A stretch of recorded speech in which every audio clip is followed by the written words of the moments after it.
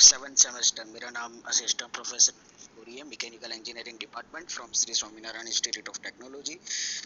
Seven semester, you know, fifth semester में syllabus changing के बाद में सेवन सेमेस्टर के अंदर जीटी की तरफ से कोई सिलेबस चेंज नहीं है। So we have the syllabus for the subject name of power plant engineering having a subject code of 2171910। Power plant engineering core subject है मैकेनिकल ब्रांच का, जिसका यूज हो सकता है जब अगर आप मैकेनिकल इंजीनियरिंग कंप्लीट करने के बाद किसी थर्मल पावर स्टेशन में जॉब कर रहे हो तब। तो क्या क्या हम लोगों को पढ़ना है, ये सबसे पहले टीचिंग स्कीम और सिलेबस के बारे में हम समझेंगे। एज यू कैन सी के 4 लेक्चर पढ़ने पर वीक हम लोगों को यहाँ पर 4 लेक्चर्स के अलावा आपके पास में होगा 2 प्रैक्टिकल, यानी कि टोटल 6 क्रेडिट का ये सब्जेक्ट है।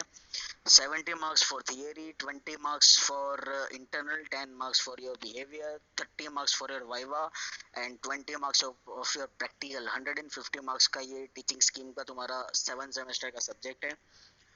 On the basis of your teaching scheme हम लोगों को टोटल पावर प्लांट के अंदर 12 चैप्टर्स पूरे करना है।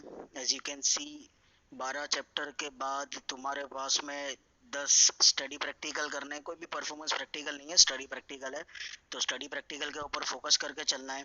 चैप्टर्स की तरफ देखा जाए तो you have first chapter thermal power plant, जिसके अंदर हम लोग बेसिक कंसेप्ट पढ़ेंगे कि थर्मल पावर प्लांट बेसिकली किस तरह से होता है। सेकंड होगा हमारा chapter high pressure boiler. Thermal power plant के अंदर स्टीम प्रोड्यूस करने के लिए जिस कंपोनेंट का यूज होता है, मैकेनिकल कंपोनेंट, वो होता है हमारा बॉयलर्स। तो लो प्रेशर बॉयलर और मीडियम प्रेशर बॉयलर हम लोग first semester EME elements of mechanical engineering subject में पढ़ चुके हैं।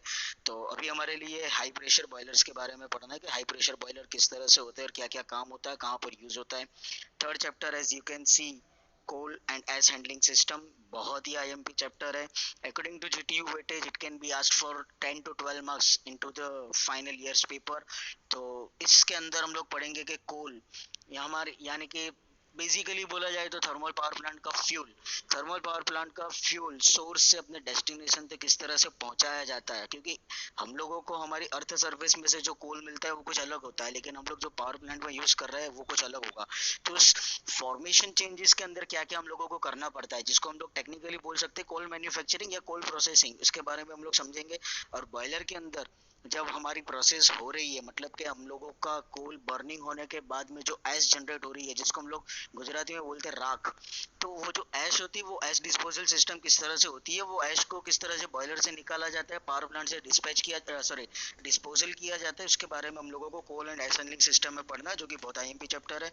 जो fourth chapter is draft system, again an IMP chapter. Draft system इसीलिए कहा जा रहा है कि हम लोगों की चिमनी की हाइट, देखो बॉयलर के अंदर जो भी फ्यूल का कंबशन हो रहा है, फ्यूल कंबशन की वजह से जो भी हॉट गैसेस जनरेट होगी, जो स्मोक जनरेट होगी, वो स्मोक हम लोगों को हाई एलिवेशन वाले चिमनी से बाहर निकालना है, बराबर। उसके लिए हम लोगों को हाई प्रेशर वाले force draft fan, induce draft fan की जरूरत पड़ेगी। तो उसका कैलकुलेशन किया जाता है, जिसको बोलते हैं ड्राफ्ट सिस्टम। तो वो हम लोग इसके अंदर पढ़ेंगे।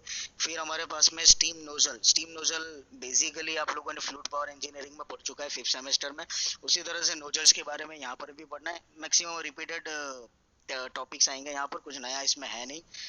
सिक्स्थ चैप्टर होगा steam turbine, again topic from your fifth semester fluid power engineering.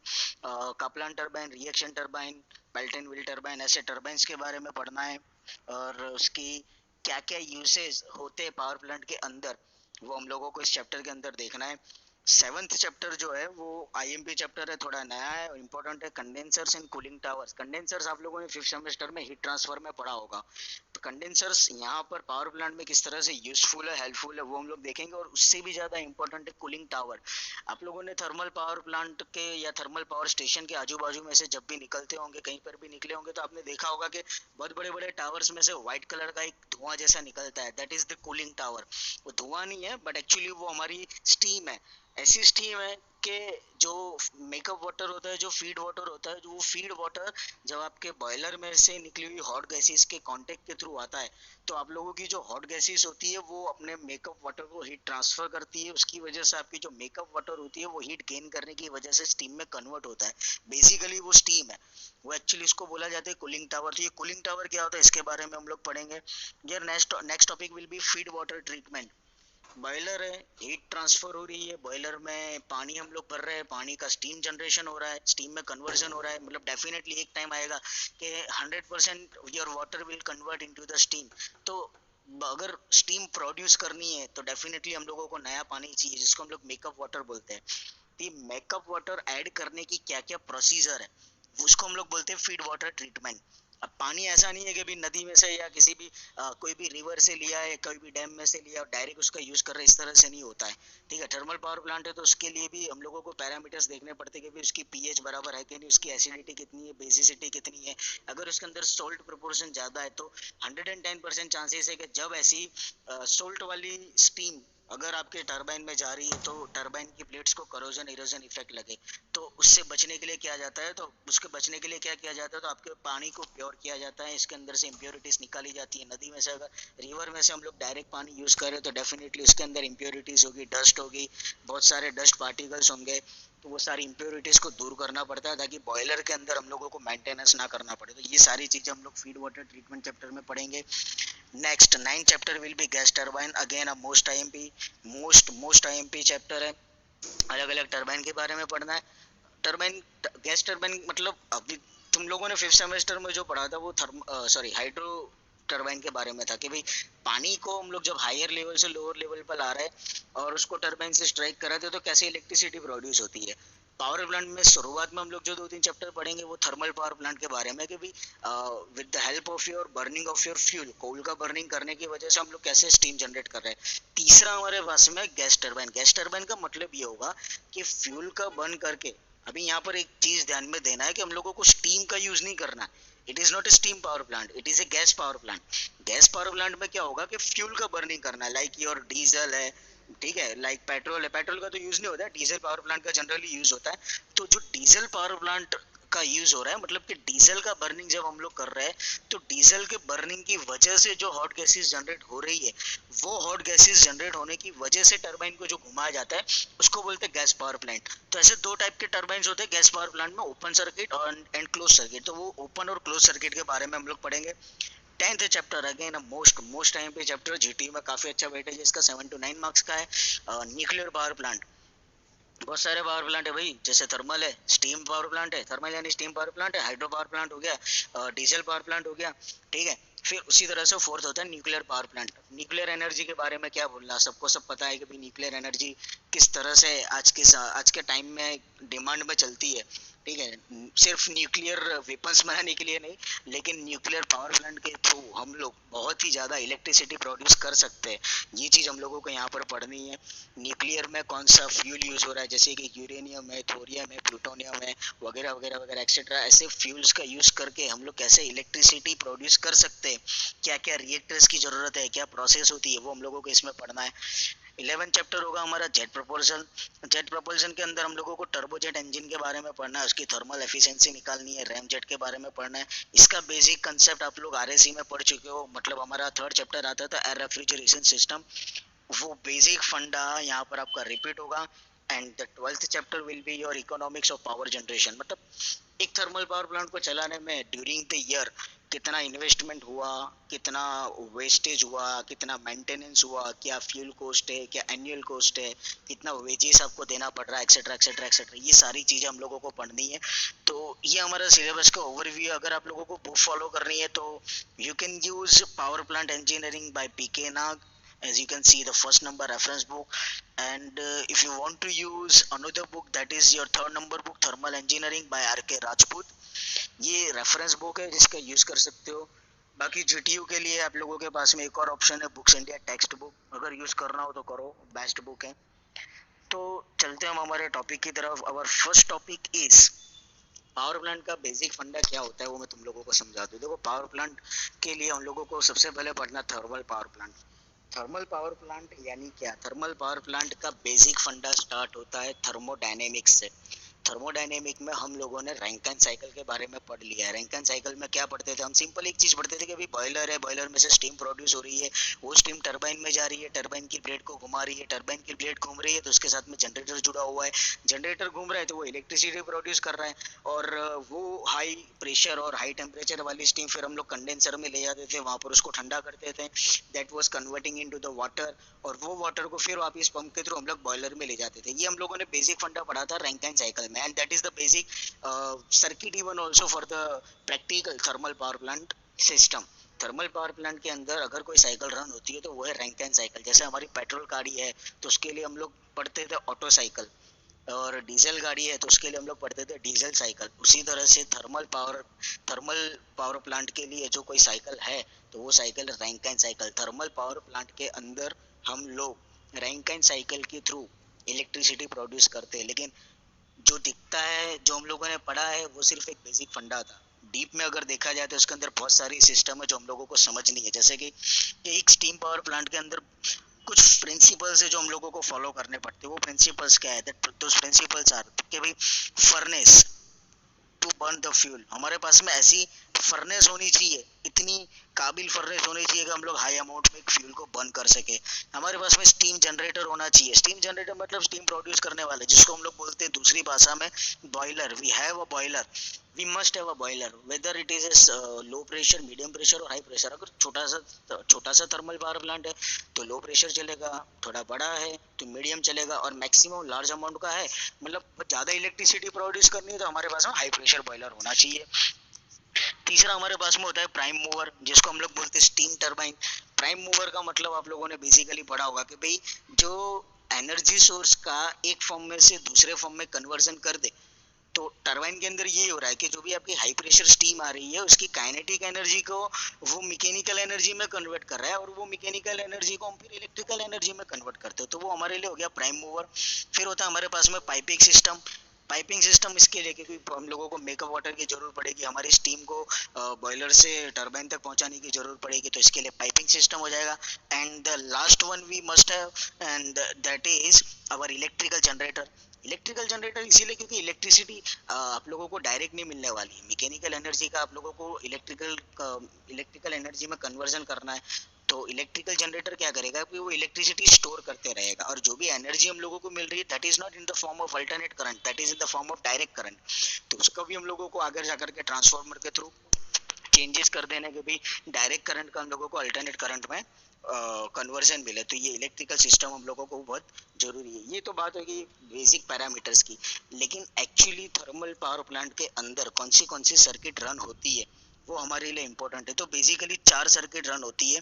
The first one is coal and ash handling system, the second one is air and flue gases circuit, the third one is feed water and steam circuit, sorry, feed water and steam circuit, and the last one is cooling water circuit। as you can see ऐसी 4 basic circuit होती है। जो ये 4 circuit के बारे में हम लोगों को पढ़ना है। तो शुरू करते हैं पहले कोल and ash handling circuit.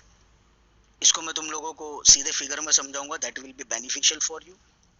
as you can see as you can see from the figure, हमारे पास में जो थर्मल पावर प्लांट का लेआउट है उसको अलग अलग सर्किट में कुछ इस तरह से मैंने दिखा के रखा है। सॉरी, फ्लू गैसेस क्या होगा, एयर किस तरह से होता है, कोल एंड ऐश क्या होता है, steam, feed water, cooling water, etcetera etcetera etcetera. तो तुम लोगों को स्पेसिफिक यहाँ पर दिख जाएगा। जैसे कि ये वाला पोर्शन जो है, ये वाला पोर्शन ये हमारे लिए हो जाएगा कूल एंड ऐश सर्किट, कि भाई फ्यूल बॉयलर के अंदर गया और बॉयलर के अंदर जो ऐश जनरेट हुई उसको कैसे बाहर निकालना है। फिर हमारे पास में दूसरी सर्किट होती है air and flue gases circuit. तो एयर एंड फ्लू गैसेस का सिंबल कुछ इस तरह से था, तो वो हम लोग यहाँ देखेंगे। ये रहा हमारे लिए एयर की सर्किट, ठीक है, एयर एंड फ्लू गैसेस की सर्किट हो जाएगी, ठीक है। एयर एंड फ्लू गैसेस के बाद में हमारे पास में जो तीसरा था, हमारे पास में तीसरा है feed water and steam circuit. तो ये कुछ इस तरह से है, that feed water and steam. तो यू कैन सी ये हमारे लिए स्टीम हो गया, ठीक है। और यहाँ से फीड वाटर हमारे पास में डैश डैश में है, तो ये आपका फीड वाटर है, जिसको water treatment plant, makeup water है, आप लोगों को दिख रहा होगा। You can see from this and from this side, ये ठीक है। फिर ये यहाँ से जाएगा इकोनोमाइजर में, इकोनोमाइजर से बॉयलर के अंदर। इकोनोमाइजर क्यों रखते हैं, कंपोनेंट क्यों होते हैं, मैं समझाता हूँ। तो ये हमारे लिए हो जाएगा feed water and steam, feed water and steam circuit. And the last one for us is cooling water circuit. Cooling water circuit मतलब कि कंडेंसर में से जो पानी हमारा निकला है, सॉरी यहाँ पर नहीं है, गलती हो गई। कंडेंसर में से जो पानी यहाँ पर निकला है, वो पानी कूलिंग टावर से होके कैसे हम लोग वापस, या तो इसका रीयूटिलाइजेशन करेंगे या तो रिवर के अंदर वापस जाने देंगे। तो ये हमारा लास्ट वाला जो हो जाएगा वो है हमारा कूलिंग वाटर सर्किट, ठीक है। तो शुरू करते हैं सबसे पहले कोल एंड एस सर्किट के थ्रू। एस सर्किट क्या होता है, कोल, आप लोगों ने देखा होगा कि भी जहाँ पर भी थर्मल पावर प्लांट होते हैं बड़े बड़े, वहां पर रेलवे लाइन खास दी जाती है। क्योंकि ऐसा नहीं है कि अभी पावर प्लांट के लिए आप लोगों ने 100 किलो या 200 किलो कोल का यूज कर लिया और इलेक्ट्रिसिटी जनरेट कर दिया, ऐसा नहीं होता है। हम लोगों को at least thousands of KGs of fuel we needed to produce much amount of heat energy, to produce much amount of electricity। तो इतने हाई अमाउंट, इतने हैवी मास के अंदर अगर आप लोगों को कोल की जरूरत है, तो वो डेफिनेटली ऐसे बड़े बड़े कैरेज व्हीकल्स के थ्रू ही पहुंचाया जाता है। ये जो रेलवे की पटरीज होती है वो सीधा बॉयलर के पास में ले जाया जाता है और वहां से आपके फ्यूल को आपके बॉयलर के अंदर छोड़ दिया जाता है। You can see over here coal unloading, sorry coal unloading. उसके बाद में कोल प्रिपरेशन, ये आपका सेकंड स्टेज है। कोल अनलोडिंग का मतलब ये हुआ कि हम लोगों को अर्थ सरफेस में से नेचुरली जो कोल मिला है उसको हम लोगों ने एक जगह पर स्टोर किया है। फिर हमारा सेकंड स्टेज होता है कोल प्रिपरेशन। कोल जो होता है वो पाउडर फॉर्म में होता है, इतना इतना शार्प पाउडर फॉर्म में हमारा कोल होता है कि यूं समझ लो कि उसका एक एक दाना थाउजेंड्स ऑफ माइक्रोन के बराबर होता है। एक छोटा सा दाना हम लोगों के लिए हमारी नेक आई से डिफाइन करना बहुत मुश्किल है, तो उसको बोलते हैं कोल्ड प्रिपरेशन। फिर होता है कोल्ड स्टोरेज, पावर प्लांट के अंदर उसको कहाँ पर स्टोर करके रखना है, बॉयलर के आसपास, ताकि हम लोगों को जब भी जरूरत पड़े सीधा हम लोग बॉयलर के अंदर डाल सके। फिर होता है coal handling. Coal handling plant आगे हम लोग जिस तरह से हमारा थर्ड चैप्टर जो होगा कोल एंड आइस हैंडलिंग सिस्टम, उसके अंदर हम लोग पढ़ेंगे कि कैसे कोल को हैंडल किया जाता है बेल्ट कन्वेयर या चेन कन्वेयर के थ्रू। और ये जो कोल हैंडलिंग प्लांट है, इससे सीधा आपका कोल जाता है बॉयलर के फर्नेस के अंदर। बॉयलर फर्नेस के अंदर हम लोग हमारे फ्यूल को पहुंचा देते हैं। ये हमारा कोल सिस्टम है, ये हमारी कोल सर्किट है कि इस लाइन से, इस मैनर से हम लोगों को कोल बॉयलर को प्रोवाइड करना है। बॉयलर के अंदर बॉयलर के अंदर क्या होगा, तो फर्नेस के अंदर हमारे फ्यूल का बर्निंग होगा। फ्यूल का जो बर्निंग हो रहा है, इस फ्यूल के बर्निंग की वजह से भी कोल क्या होता है, कोल ऐसा नहीं है कि बर्न होने के बाद में वो खराब मतलब खत्म हो जाएगा। जैसे कि हमारा पेट्रोल होता है, पेट्रोल को बंद करो तो स्मोक बन के एटमोसफेयर में छूट जाता है, एटमोसफेयर में चले जाते हैं। लेकिन कोल के साथ में ऐसा नहीं होता है। कोल क्या होता है कि जब उसका बर्निंग होगा तो वो ऐश फॉर्म में जमा होते जाएगा, तो उस ऐश को हम लोगों को निकालना पड़ता है। तो you can see from this figure के बॉयलर में से ऐश हम लोगों को ऐश हैंडलिंग सिस्टम के अंदर या ऐश हैंडलिंग प्लांट में जमा करना पड़ता है, और वहां से उसको हम लोग निकाल लेते हैं एज स्टोरेज में। एज स्टोरेज में निकाल करके फिर उसको डिस्पोज कर दिया जाता है। तो ये हमारी थी कोल एंड एस सर्किट। दूसरी सर्किट हमारे पास में होती है air and flue gas circuit. You can C air and flue gases circuit क्या होगा, ये ये आप लोगों को दिख रहा होगा। एयर इन मतलब कि फोर्स्ड ड्राफ्ट फैन। हम लोगों को बेसिक फंडा पता है, बचपन से पढ़ते आए हम लोग कि किसी भी चीज को अगर जलाना है तो सबसे पहले हम लोगों को ऑक्सीजन की जरूरत है। बॉयलर के अंदर भी डेफिनेटली अगर फ्यूल को जलाना है तो ऑक्सीजन की जरूरत तो पड़ेगी। तो क्या होता है कि ये फोर्स्ड ड्राफ्ट फैन के थ्रू हम लोग एयर को सक करते जो जाता है एयर प्री हीटर में। एयर प्री हीटर में क्या होगा, तो यहाँ से ऑलरेडी हम लोगों की ये इस सर्किट के थ्रू ऑलरेडी हमारी हॉट गैसेज यहाँ से पास हो रही है, ठीक है, लाइक दिस। तो जो भी एयर आप लोगों की अंदर आएगी वो एयर आपकी हॉट गैसेस के साथ में हीट ट्रांसफर करेगी। इसकी वजह से क्या होगा कि अगर एयर के अंदर एटमॉस्फेरिक एयर है, मतलब डेफिनेटली उसके अंदर मॉइस्चर कंटेंट होगा, तो अगर वो मॉइस्चर कंटेंट है वो आपका मॉइस्चर हीट गेन करने की वजह से सुपर हीटेड स्टीम में कन्वर्ट हो जाएगा, कि जिसकी वजह से बॉयलर के अंदर हम लोगों को कम वर्क करना पड़े, ठीक है। तो वो एयर प्री हीटर में हीट गेन करने के बाद सीधा जाएगा बॉयलर के अंदर बाय दिस वे, सॉरी एक मिनट, बाय दिस वे, यहाँ से ये यहाँ पर जाएगा बॉयलर के अंदर। तो बॉयलर के अंदर जाएगा तो डेफिनेटली फिर हम लोगों को फ्यूल बर्न करने के लिए हमारे पास में ऑक्सीजन की क्या बोलते हैं क्वांटिटी मिल जाएगी। तो ये हमारे पास में होगी एयर सिस्टम। फ्लू गैसेस की सर्किट क्या होगी?